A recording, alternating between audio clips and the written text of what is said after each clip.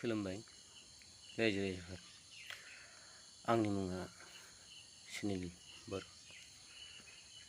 आंनि जायगाया बिजनी पानबारि होनो, दैमुगुरि होनो गामिया। बे जाहैबाय आंहा हिन्जाव खारदोंमोन। बे हिन्जाव खारनाया दिनैसिम मास मोननै जाबायमोन। मास मोननै जानायनि बेलायावबो सिगां फार्स्ट खारजेननाय समाव जाय हौवाजों संगिता बसुमतारिया खारदोंमोन, आंनि हिन्जावा, बे हिन्जावा जाय खारदोंमोन लांदोंमोन बे हौवायाबो गामि खाथिनिनो बोरगाव दिलाफारा मनजय बसुमतारिमोन। दा बेजों खननैसिम थांलाय फैलाय खारलाय बारे बारे बिसार जानायनि उनावबो थांलाय फैलाय खारलायबाय थानानै खननैसिम केसआ गदों। बे केसआवबो हमनानै लाबोदों, गामिनि रायजो राजा बिसार खालामदों आरो उनाव दरखास्त' एप्लिकेसन होलायनानै एबसुनिफ्रायबो हमना लाबोदोंमोन। बे हमना लाबोनायनि उनावबो बिसार सिसार जाखांबाय। जाखांनायनि उनाव दिनै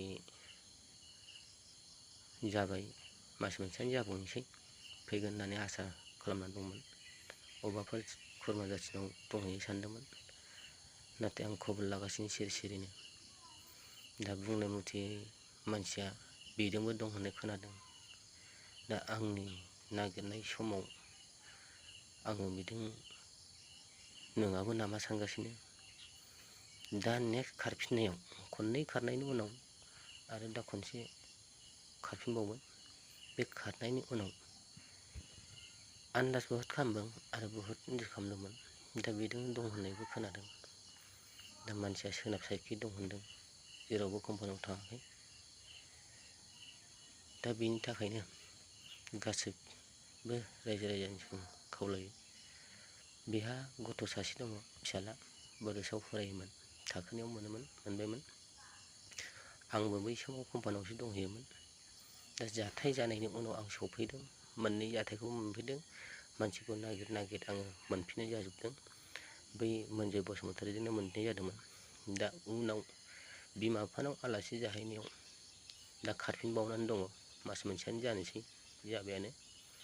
दा बे मनजय बसुमतारिजों दंहैयोना ना सोरबा हौवा गोदानजों दंहैयो, दा खुनु प्रुफखौ मोननाय जायाखै।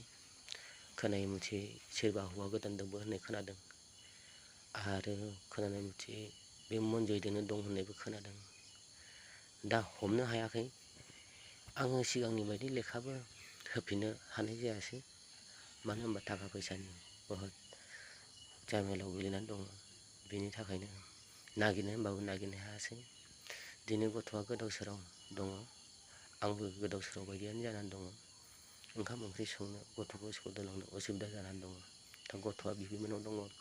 बिबैमोननाव थानानैबाबो गथ'आ सान्थि गैया। मानो होनबा आंखौ लेंहरगासिनो, न'आव फैनो नागिरगासिनो। बे गथ'खौ लाबोनानै आं मा खालामगोन?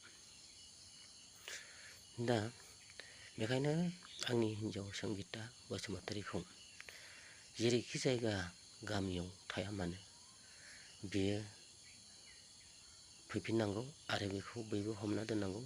सोरजोंबा बियो हौवा गोदानजोंबाबो हाबा जादोंबाबो बिसोरखौ रावबो मिन्थिनायबो जायाखै जानो हागौ। दिनै आं जेरावबो नागाराखै। नागारबा बियो मालांखौबो मोनसिगौमोन खोमा। आं नागारनाय जायाखैमोन, फैगोन साननानै आसा थानानै दिनै आङो संगिता बसुमतारिखौ मिजिंथिबाय थादोंमोन, नाथाय बियो फैयाखै आरो बे खारनानै दङ। गामि ओनसोलाव थाबाथ' बयबो मानसिफ्रा सिनायगोन आरो सासे हाबा गोनां, हौवा गोनांखा, गथ' गोनांखा हिन्जावखौ लानानै बैहाबो मालाय बोरै सान्थि आरो जाय बै गोदान हौवाया लादोंमोन बे हिन्जावखौ लागोन बेबो मिन्थियाखै खोमा सिगाङाव खारनायखौ।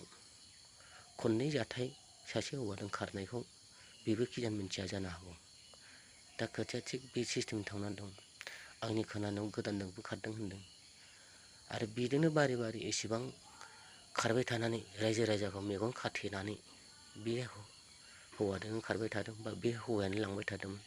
नाथाय एथ' हरखाब बोरै गोदानदों मोनखो आं बिदिबो सानदों। बेखायनो गोदानदोआनो जा गोजामदोआनो जा जाय हगारदों थादों बेनिफ्राय गोजानाव जाथों बा बे जायगा एरिया गामि एरियायाव बे थानो हाया जाथों।